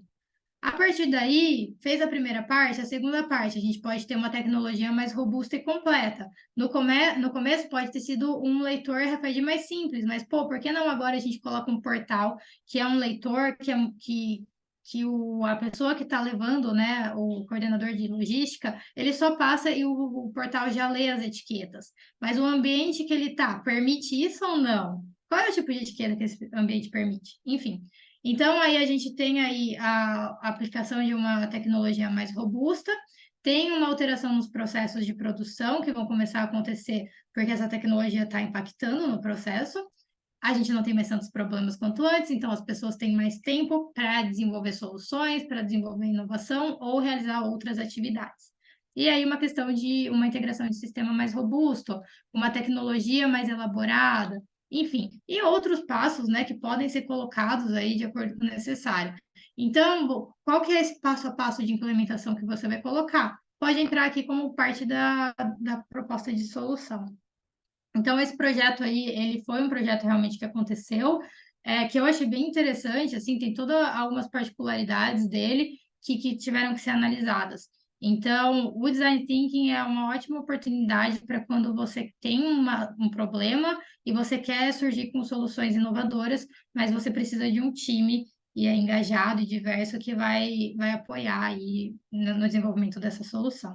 E aí é importante a gente colocar, né? Tipo, a gente tem o CERN ali, você quer diminuir os seus erros, etc. Mas quem manda, entre aspas, é quem está ali no dia a dia, que são eles que a gente vai avaliar, né? Quais são as dores que eles estão passando. Então, esse é um exemplo aqui de aplicação de Design Thinking, de uma metodologia, que aí você utiliza outras metodologias para apoiar aqui depois, e que pode ser utilizada nesse tipo de ambiente. Tá? Alguém tem algum ponto, alguma coisa? Ou... Eu tenho também uma outra curiosidade que eu quero saber. Júlia, eu queria saber, assim, quanto tempo em média leva uma sessão de design thinking? para um projeto teu. Só que quando eu falo um projeto teu, aí, por exemplo, Giovanni, para um projeto, gostaria de um parâmetro, por exemplo, para um projeto do meu universo aqui, um exemplo, um projeto médio, para mim é um projeto de 6 meses, eu levo tanto tempo de design thinking. Só um parâmetro só. O ideal do design thinking é que ele aconteça rápido, né? Não é para postergar muito. Se não me Uhum, engano, posso estar errada, na literatura diz algo entre umas 2 semanas, não mais que um mês, por exemplo. Mas, no uhum, nosso caso, nesse aqui, como é um treinamento, ele dura 3 meses, uhum. mas não é full time, né? As pessoas elas estão trabalhando em outros lugares. Então, vai aproximadamente 3 meses, com 6 horas por semana, mais ou menos, a equipe trabalhando nisso, tá? Máximo, Legal. máximo seis Porque eu, horas. por que eu pergunto isso, tá? Trazendo agora para o meu universo. Meu universo, quando eu sento com os gerentes e falo, beleza, você vai começar um projeto? Beleza, vamos fazer uma sessão de design thinking, e eu coloco ali para eles 8 horas, é muito. Tipo, não dá para ver as 8 horas. Pelo contrário, tem que tirar o projeto daqui 1 ou 2 meses. E aí eu acabo Sim, tendo que abrir um pouco espaço no sentido de, beleza, eu consigo fazer em 4 horas. Na verdade, eu minto, né? Eu planejo para algumas sessões, design thinking acontecer em 4 horas, mas eu consigo provar para eles que 4 horas é pouco. E aí, geralmente não leva nem as 8 horas. Leva, assim, para um projeto que tem a é. proporção de desenvolvimento de no mínimo um mês a 3 meses. Geralmente aqui eu gasto, é, poxa, umas 3 sessões de 8 horas. Entendi. Legal. Por isso eu perguntei para poder fazer um parâmetro, sabe? É isso. Não, Obrigado. legal. Durante o projeto, eu acho que os gestores que você trabalha seriam tipo o ponto focal, que é o cliente aqui, no meu caso, ou não No meu necessariamente. caso, tá. No meu caso, os gerentes, eles são gerentes do time de desenvolvimento e também gerentes do negócio. Então, eu tenho que lidar com os dois. Então, Tá. no meu ambiente é isso, né? Então, eu tenho que convencê-los. O que eu posso colocar aqui também, né, até ajudando aqui dentro desse grupo, né, tem gerente de projeto. Se ninguém conhece a metodologia na prática, gente, eu super recomendo. Não que você vai sair com escopo, mas ajuda muito. A Júlia colocou ali no início, né, que tipo, tira a pessoa que está enviesada. Eu também gosto de falar muito que no final eu consigo fazer unificar a visão. E aí todos entendem Legal. o todo que vai ser feito. Eu acho que o grande ganho da Anifink, para mim, no meu ambiente, é isso. Eu consigo fazer com que todos tenham a mesma visão da solução. Porque o Joãozinho não sabia da dor da Maria. E a Maria não sabia da dor do Pedrinho que está do outro lado. Poxa, é sério que toda vez que quando eu tô aqui no sistema eu aperto esse botão, afeta você lá? Sim, afeta. Então, eu acho que só fortalecendo o que a Júlia trouxe pra gente. Muito legal. Obrigada, Giovanni. Sim. Bem, gente, finalizando aqui, né, a questão da inteligência artificial na gestão de projetos, como eu disse, ainda não tenho tanta experiência, infelizmente. Se alguém tiver recomendação de sistemas e afins que a gente possa aplicar aqui, são muito bem-vindos. Mas a gente, quando traz essas duas tecnologias, né, ela traz muitas vantagens. Então, a gente tem a previsão dos riscos, uma análise de dados que é mais complexa, a gente consegue ter projetos mais elaborados, né, ou esse monitoramento das informações ou das tarefas, atividades e afins de uma forma mais clara, a identificação de padrões e tendências de projetos anteriores e passados que implicam nesses daqui também, gerenciamento eficiente e orientado por dados e apoio à tomada de decisão. Então, a gente tem várias aí oportunidades e vantagens quando a gente traz a questão da inteligência artificial. Mas pensando nos projetos, né, no dia a dia dos projetos. E quando a gente pensa no chat GPT, e eu sou muito fã, honestamente, eu já não tenho mais paciência de ir no Google e procurar qual artigo fala, não sei o quê. Eu peço para o chat trazer os 5 melhores artigos e depois, com base nas palavras-chave, eu vou procurando outras coisas.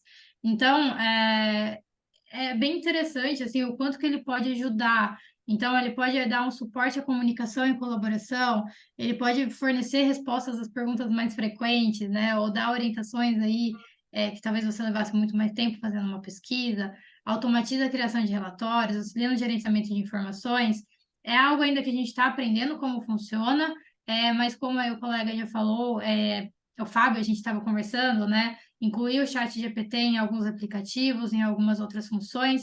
Então, imagina o mar de oportunidades que a gente tem aqui de desenvolver soluções que vão ajudar ainda mais na gestão dos projetos, com o chat, com a inteligência artificial, etc.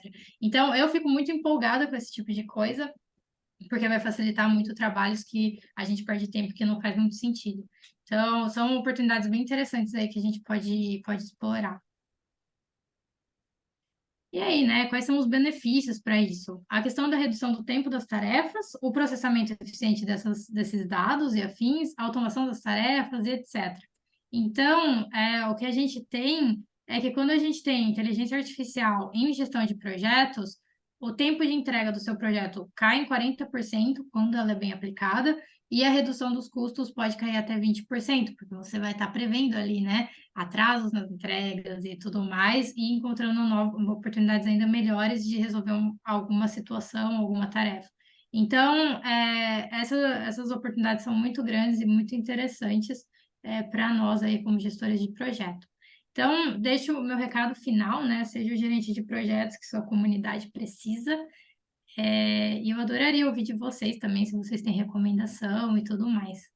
Obrigada, pessoal. Muito obrigado, Júlia. E aí, inclusive, a gente tem tempo ainda para mais algumas perguntas, pessoal. Então, fiquem à vontade aí de aproveitar aqui o tempo da Júlia ainda. Gente, eu tô falando demais hoje, né? Então, seguindo a posição da Júlia ali. Imagina, Gente, Giovanni, fique à vontade. tragam sugestões, e que ela colocou ali no final de IA, então é uma sugestão. A gente sabe que talvez nem todo mundo aí tem uma hora para poder estudar sobre algum tema, mas todo dia eu escuto um podcast sobre inteligência artificial da Canaltech, tá, Júlia? Então, já que você gosta do tema, Canaltech, 10 minutinhos, cada dia é um tópico diferente, tipo, inteligência artificial aplicado na saúde, inteligência artificial aplicado na indústria, inteligência artificial aplicado na agroindústria. Então, recomendo. Canaltech, 10 minutinhos. Legal, adorei. Já anotei aqui. Uhum. Legal, valeu, valeu, obrigado. E imagina, Giovanni, não tem o que se desculpar, muito pelo contrário. O objetivo é que você possa aproveitar o máximo possível. Então, tudo que você tiver de dúvida, tiver de comentário, pode aproveitar para fazer. Tá joia? Aí eu vi aqui Fechado. alguns comentários aqui. A Sainara está colocando um obrigada, parabéns, foi o máximo. Então, obrigado, viu, Sainara? Sanaira. Ah, valeu aí pelo link. Valeu pelo link. Júlia, eu tenho uma pergunta. Eu Ah, trabalho em indústria, né? E diariamente a gente faz reuniões, né? A primeira reunião do dia, na verdade, sobre segurança na indústria, né? E aí me surgiu a seguinte pergunta, sobre acidente de trabalho, né? Como que a indústria 4.0, o que que ela pode fazer para diminuir esse fluxo de acidente que acontece diariamente em indústrias? tá. Isso é uma preocupação extremamente grande para todos, né? Até a gente brinca que tem umas que fazem competição com si mesmo pelo número de dias sem acidente de trabalho, que eu acho maravilhoso.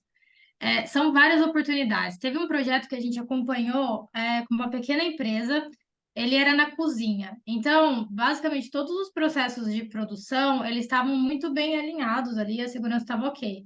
Mas teve um caso que teve uma explosão na cozinha, por sorte não tinha ninguém, mas a pessoa tinha acabado de sair.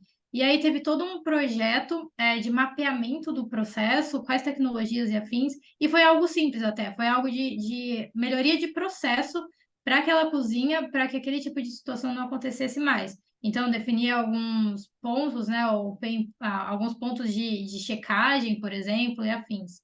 Mas o que dá para fazer além disso? Eu penso que, por exemplo, quando você tem o seu operador, cada um na indústria 4.0 pode ter tipo uma identificação única. Então, a Júlia, tem lá o seu ID, tipo o seu CPF na fábrica. Com esse ID, você pode ir lá na máquina, por exemplo, e isso já vi em algumas empresas, você passa o seu cartão. Se você não tiver com o treinamento em dia, se você, teoricamente, não era para estar lá porque está de licença, por exemplo, ou está de férias, se por acaso, por algum motivo, aquela máquina está com um problema, enfim, todos esses fatores combinarem, ou algum deles, na verdade, você não pode usar a máquina. E a sua máquina vai indicar que, poxa, essa pessoa, ela não fez o treinamento tal que é essencial para que ela possa me operar. Então, você não está habilitado, você não é permitido. E isso vai para o sistema. Então, com isso, a pessoa sabe que ela vai ter que fazer o treinamento e ela não corre o risco de operar aquela máquina de uma forma correta. Pode ser também em outras situações, como construção civil. Então, você tem um drone, por exemplo, que vai aí passar pela sua construção e vai mapear se essas pessoas, por análise de imagem, se elas estão usando os EPIs necessários. Depende de cada caso, mas as tecnologias aí, elas podem ajudar de diversas formas. Total. Obrigada, Ju, pelas colocações. Imagina. Mais alguém, pessoal? Tô vendo aqui alguns comentários no chat, ah, de agradecimento, né? O Bernard tá falando, o Giovanni também tá colocando aqui, se manifestando, né? Que gostou bastante da palestra. Total. Show de bola aqui, a Dayana tá falando que queria um desse na obra, né? Então, legal, pessoal. Aí aproveitar que tem um comentário também, né? Fazer um convite. Então, vai ter um podcast do Agile Day no ar com a Priscila Chaves, da Arcelor, falando sobre Lean. Então, para acompanhar aqui o PMI do Espírito Santo. E aí tem gente que está perguntando sobre as aulas, né? Hoje mesmo, tem gente para quem perdeu uma parte da aula aqui da Júlia, ou perdeu alguma das aulas que a gente teve nos outros dias também, então vai poder acompanhar no canal do YouTube, tá? Em breve. Essas aulas foram gravadas, depois vocês vão poder reassisti-las no YouTube também. Tá joia, pessoal? Então vocês vão poder rever, rever e poder entrar em contato também depois com os palestrantes. Tá certo? Mais alguém quer fazer alguma pergunta? Quer fazer algum comentário também? É bem-vindo. Vou aproveitar rapidinho, até acho que a Júlia trouxe um bom. Eu gostei daquele case que a Júlia comentou, né? Do tipo, tem um drone que passa e ele meio que monitora se as pessoas estão fazendo uso no equipamento correto, né? Acho que só para compartilhar um outro case, de novo, ouvindo no Canal Tech, tem uma indústria que eu não lembro qual que é, mas, por exemplo, né? Às vezes a gente tá muito acostumado, quando a gente entra numa indústria, a gente sentar lá para fazer, né, a triagem de segurança do trabalho e a gente acaba vendo slide. O quanto isso impacta o slide hoje em dia, né? Talvez se você pudesse fazer uma gamificação do tipo, por exemplo, usar um jogo, usar um óculos de realidade virtual e mostrar que, olha, se você tiver sei lá, sem o EPI adequado e se aproximar dessa máquina, você pode sofrer uma queimadura na sua pele. E você tendo isso, tipo um game, né, visual, talvez a pessoa se conscientiza muito mais do perigo, né? Então, ou seja, eu acho que é usar a tecnologia a favor, né? Com relação a segurança do trabalho que a Lorena tinha comentado. Super legal esse ponto, Giovanni. Eu fui numa startup que chama Infinity Foundry outro dia, e eles fazem todo o modelo virtual de uma fábrica, por exemplo, e pode usar isso para o treinamento das pessoas. No caso, era ali de uma produção de pneus. Então, Uhum. é muito legal porque você vai passar pelo passo a passo para o treinamento e isso diminui a chance de que você faça algo errado. Que se você fizer algum procedimento perigoso, etc., ele vai notificando você. Então, bem legal isso, usando Exatamente. realidade, tudo. Usar a realidade para poder, sim, show sensacional. É legal. Vamos lá, gente, senão eu já emendo outro. Pode ir, Giovanni. Não, não, eu acho que eu vou fazer o seguinte, eu vou apostar que mais alguém vai fazer uma pergunta e eu faço depois. Eu espero que você ganhe, inclusive. O que eu Porra. queria falar assim Opa! é a Yes, vai lá, vai lá, vai satisfação. lá. Não é muito uma pergunta, é assim, muitos insights interessantíssimos e eu sou consultor de implantação de ERP, né? Então a gente está sempre em indústria, principalmente minha área, e é interessante que eu falei no início, né, que eu não conheço muitos conceitos, né? Igual foi muito bem colocado, né, os conceitos, e eu pude ver qual a fase de uma indústria que eu tenho atendido já há alguns anos, como que ela tem se transformado, né, e como foi falado, né, fases, como que ela não vem de uma hora para outra, vem com tudo, né? mas como que eles aos poucos estão, à medida que estão crescendo, também estão investindo na transformação digital deles. E é legal ver isso, assim, se situar, sabe? Pisar, pô, eu estou fazendo parte disso.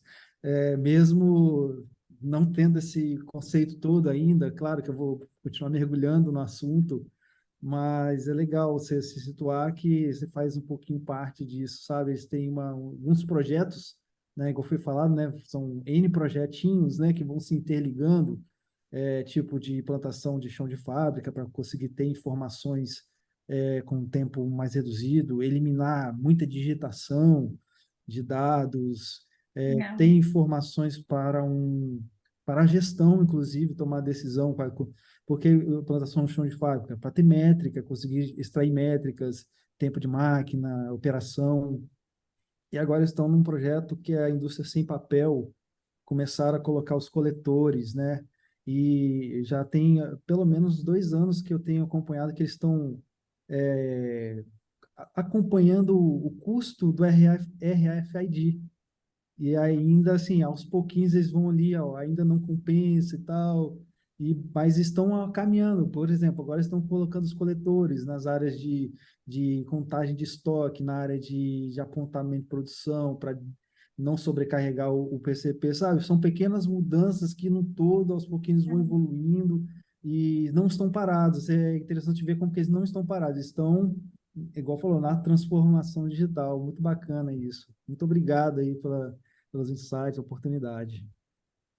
Ai, que Tá. legal, Bernard. Muito, muito bom esse ponto. E até a gente percebe muito que as pequenas e médias sofrem muito com isso. Porque as grandes têm aquela pressão que vem com investimento internacional e afins, né? Competitividade. Mas como a pequena e a média, que está vendendo o almoço para pagar a janta, faz isso. Então, e é muito interessante. Você tem soluções mais simples que você consegue aos pouquinhos ir fazendo. Então, então, bom, eu falei que se alguém fizesse uma pergunta ou um comentário, eu faria outra. Então, vamos lá. É muito mais uma curiosidade, tá, Júlia? Júlia, sei lá, eu gosto muito de ver cases, né? Então, assim, acho que a pergunta que eu faria tem algum canal, algum site que você segue para a Indústria 4.0 ou de projeto, um dos dois, para que você queira nos indicar? Fique à vontade. Obrigada, Giovanni. Olha, eu vou ser meio tendenciosa agora, mas no nosso YouTube tem bastante coisa. A gente estava reformulando ele, então a gente tirou algumas, mas está colocando de volta. E a gente sempre tem eventos sobre isso, porque a melhor forma de aprender é vendo como que os outros estão fazendo e fazer um bate-papo, né? Então, eu olho muito lá, é uma das minhas referências. De tecnologia. Aí tem alguns O nosso, quando você fala internacionais. só rapidinho, Júlio, desculpa. Eu ia Você perguntar o fala, link. é o Vai lá. VDI, né? É o canal do VDI. Isso, canal do Beleza. Tá. VDI. Eu mando aqui para vocês no chat. Para a questão de gestão de projetos, eu leio muita coisa do PMI. Eu acho que fala Uhum. muito sobre aí com inteligência artificial, tem vários cases, então eu sempre fico atenta aí no que tem de novo no próprio canal do PMI também. Uhum. Diana, Legal. você tem algum ponto? Eu tenho uma curiosidade. Eu Muda achei, aí, ó. eu achei interessante aí falando sobre a questão dos EPIs. Será que existe alguma, assim, na Alemanha, alguma empresa que, por exemplo, a Vale, ela faz exames periódicos nos funcionários, né?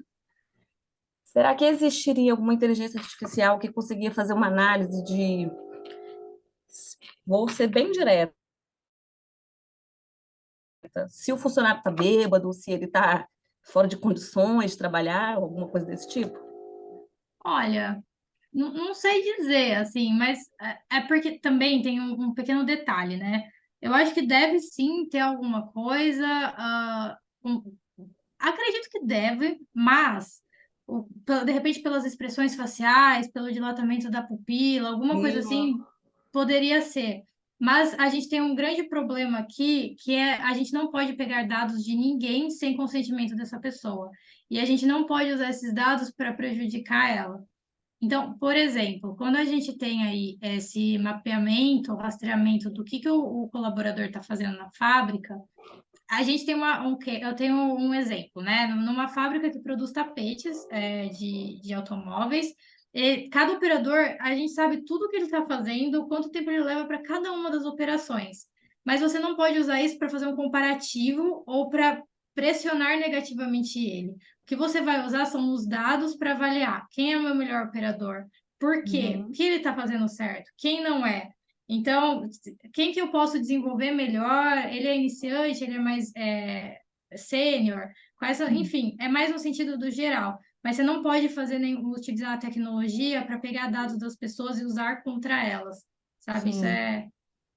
Isso é uma coisa Sim, meio futurística, assim, meio até coisa de filme, assim, né? Que quando a gente, pelo menos eu, quando penso na inteligência artificial, dá esse medo dessa invasão, assim, de privacidade e tudo. Mas isso é, seria uma boa solução na obra, sabia? Porque esses costumes são, assim, meio que corriqueiros, assim, então seria uma forma de intimidação, assim, em prol da segurança, que seria bem legal, assim, no meu ponto, assim, né? Mas seria meio que uma invasão de privacidade também. um bafômetro na entrada não ajudaria? É, ou um bafômetro. O Lucas colocou aqui que às vezes é no caso para salvar a vida da pessoa, mas precisa do consentimento. Eu acho que até onde eu saiba é proibido, sim. Pode dar uma multa bem grande aí de questão de privacidade das pessoas. Entendi.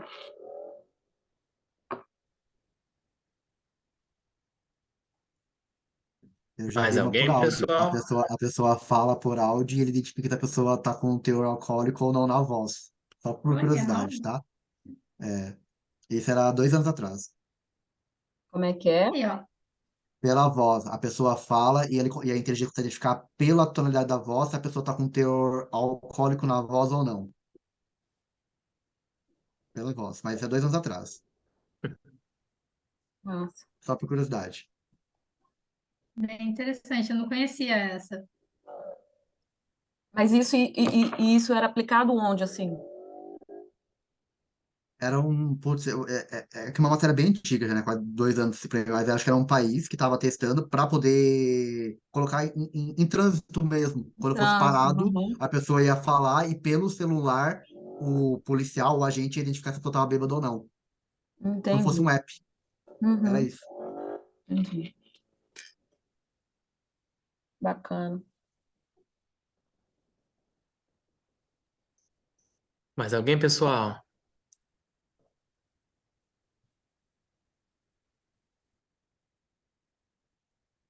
Bom, então eu vou agradecer mais uma vez a Júlia, né, pela aula dela, realmente foi muito interessante. Inclusive, eu vi interface, apesar de você ter colocado com foco na parte de indústria 4.0, mas eu vi uma interface assim com vários outros segmentos, a parte de implementação, como você faz para implementar uma, tornar uma indústria 4.0, você poder utilizar isso para outros segmentos, as mesmas etapas.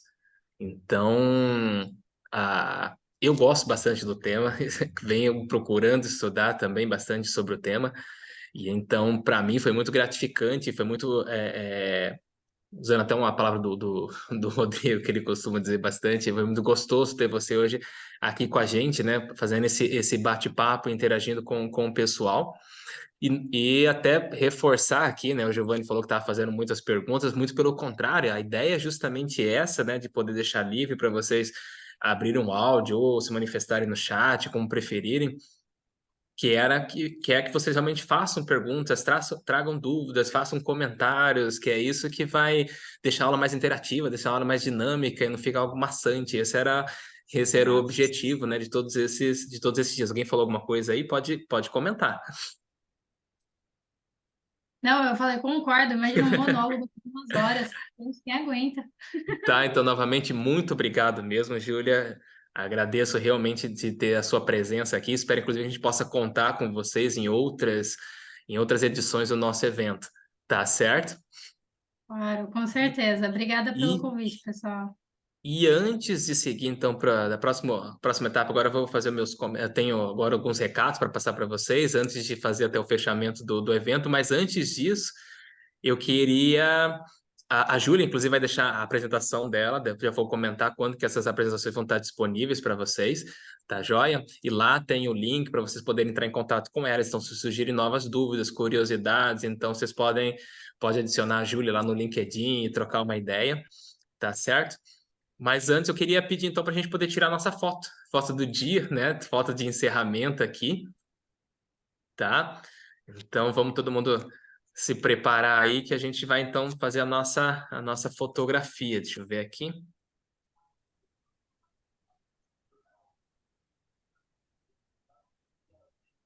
Todo mundo pronto, todo mundo ligando a câmera. A fotógrafa do evento chegou. Aí, ó, já estava falando com você, Jeane. Eu imaginei. Vamos lá, quem pode ligar a câmera, liga. Quem não pode, não tem problema. Todo mundo colocando aquele sorrisão. No 1, 2, 3. Aí, só mais uma. Esperei um pouquinho. Deixa eu ver se foi. Agora, 1, 2, 3. Aê, pessoal. Boa. Obrigado, Jeane. Ó, a Júlia compartilhou aqui o Instagram dela também, tá?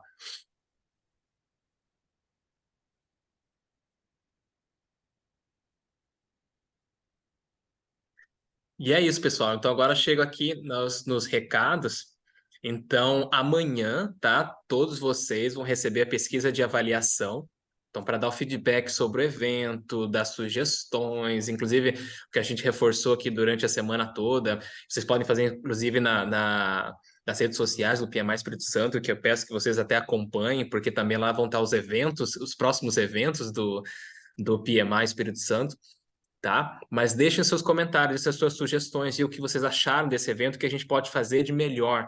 Então, a gente já está planejando uma segunda edição do Masterclass de Inovação. Então, tudo que vocês puderem dar de sugestões, onde a gente teve a oportunidade de anotar várias coisas sobre temas que a gente pode trazer, que o objetivo é justamente esse, a gente possa ajudar e manter esse bate-papo e trazer soluções, gerar ideias, trazer conhecimento. Então, para o próximo evento, a gente vai pegar todas essas lições aprendidas, todos esses feedbacks que vocês passarem para a gente e tentar já fazer um evento muito melhor, tá certo? Então, amanhã vocês vão receber isso por e-mail, essa pesquisa e avaliação. Na terça-feira, alguém estava perguntando sobre as aulas, quem gostaria de rever, ou que alguém eventualmente perdeu alguma parte, tá? Ou não pôde participar em algum dos dias.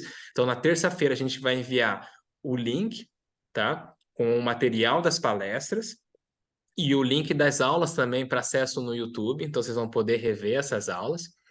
E enquanto ao certificado, então em até 7 dias, tá? Vocês vão receber certificado, que é justamente para dar tempo a gente poder gerar o código do PDU, tá? Lembrando que